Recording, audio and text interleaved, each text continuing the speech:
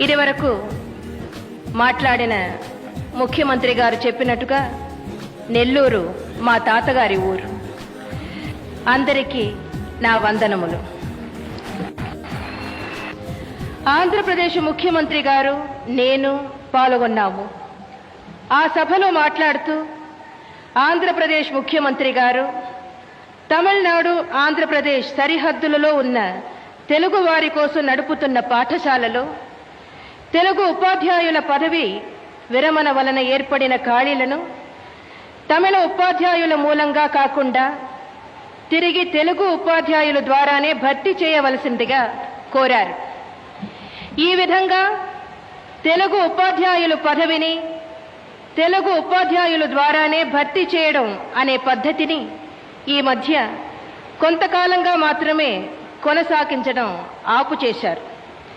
నేను ఆంధ్ర ముఖ్యమంత్రి గారి కోరికను వెంటనే పరిశీలించి పరిస్థితిని సరిదిద్దుతానని నిన్నటి సభలోనే మాట ఇచ్చాను.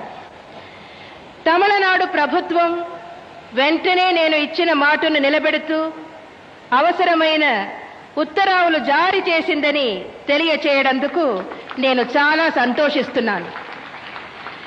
నేను ఆంధ్రప్రదేశ్ ముఖ్యమంత్రి గారికి నిన్న ఇచ్చిన మాటను ఈ రోజే నిలబెట్టుకోగలిగినందుకు చాలా గర్వపడుతున్నాను.